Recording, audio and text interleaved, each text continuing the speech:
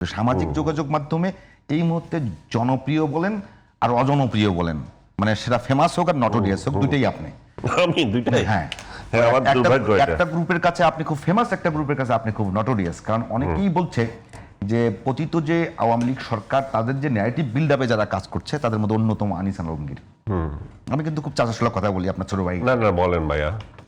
প্রশ্নটা হলো, আমি এখানে আওয়ামী লীগ আমি বলতেছি কেন, আমি একজন সাংবাদিক হিসেবে আমিও চাই না যে কেউ আমরা কোনো দলের পক্ষে কথা বলি। আমার প্রশ্নটা হলো যে আওয়ামী লীগ পতিত হয়ে গেল, পরাজিত হলো, তার পতন হলো, পতন হওয়ার পরই ডক্টর ইউনূস ক্ষমতায় এসেছেন। তো এখন পর্যন্ত আপনাদের যে কজনকে নিয়ে ক্যাম্পেইন চলছে, বলা হচ্ছে যে আপনারা এখন পর্যন্ত ডক্টর ইউনূসের সমালোচনা করছেন, কোনোভাবে সেটা যদি ফুলফিল হয়ে যায় এরপরে আপনারা গণতন্ত্রকামী বিএনপিকে ধরবেন। হ্যাঁ, তো এখন প্রশ্ন হচ্ছে যে ইউনূসকে 6 মাস কোনো সমালোচনা করি নাই, তো সেটার জন্য তো আমার পাপ হয়েছে। আমি তো তার মানে কি, একটা সরকার আসলো তাকে কি আমি সঙ্গে সঙ্গে সমালোচনা শুরু করে দেবো? এটা কোনো নর্মসের মধ্যে পড়ে?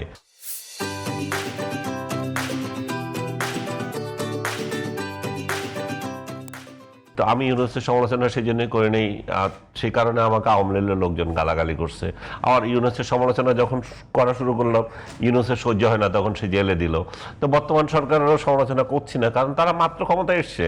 আর ইউনূস যে দুঃশাসন দেখিয়ে গেছে, এটা তো নিঃশ্বাস নেওয়া যাচ্ছে, তাই না? তা আমি কেন সমালোচনা করবো তার? আমি তো বরং তার ভুল হইলে সেগুলো দেখিয়ে দেব। এবং ক্ষমতায় আওয়ামী লীগ আসলো আর বিএনপি থাকলো, তাতে আমার কি আসে যায়? ওরা তো কিছু আসে যায় না। আমাদের তথ্যমন্ত্রী বানাবে না, এগুলো যেগুলো আপনি প্রচার করতেছেন আপনারা, যে আনিস আলমগীর আওয়ামী লীগ আসলে তথ্যমন্ত্রী বানাবে, এগুলো হচ্ছে কথার কথা। তখন আমি যে ভাই পাশে তাতে বানাবে, হ্যাঁ, তো আমি যে আওয়ামী লীগের বিরুদ্ধে যখন যেগুলো বলতেছি ওগুলো তখন সামনে আনবে। এই লোক কিন্তু সেই লোক যে আওয়ামী লীগের বিরুদ্ধে এই বলছিল, হাসিনার বিরুদ্ধে এই বলছিল। বাংলাদেশকে আমি চিনি। আমি কারো হালুয়া রুটির পূজারি না, আমি হালুয়া রুটি খাইতে চাই না, কিন্তু যা সত্য সেটা বলে যাব। এই সত্য বলতে গিয়ে যারা নিপীড়িত তাদের পক্ষে কথা বেশি যায়। এই মুহূর্তে আওয়ামী লীগ নিপীড়নের শিকার। আওয়ামী লীগের পক্ষে বেশি কথা যাবে। আর আওয়ামী লীগ তো প্রতিপক্ষই আছে এখানে, তো জামাত, বিএনপি, এনসিপি আরো যারা যারা বলেন সব তো একদল হয়ে আছে। ওরা যদি আজকে বলে যে শেখ হাসিনা আসবে, বলতেছে আসবে, এতদিন বলতেছিল যে আসবে না, আসে না কেন, এখন যখন আসবে বলছে তখন আবার হাউকাউ শুরু হচ্ছে। আসবে কোথায়, আসবে কেন? আশ্চর্য ধরনের।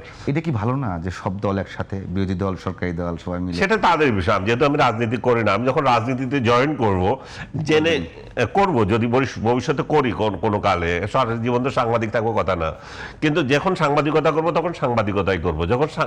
যখন রাজনীতি করব এই সাংবাদিকতার নাম আর থাকবে না, তখন আমি রাজনীতি করব। তখন আমি আমার মতো করে চিন্তা করব, আমার দল নিয়ে চিন্তা করবো। ক্যাম্পেইনের সময় থাকবে যে ইরাক ফেরত সাংবাদিক থাকতে পারে, অতীত তো একটা যে কোনো জায়গায় থাকবে। আপনি যখন যেখানে যান, আপনি জিটিভি নিউজের হেড, এটা কি থাকবে না? থাকবে তো।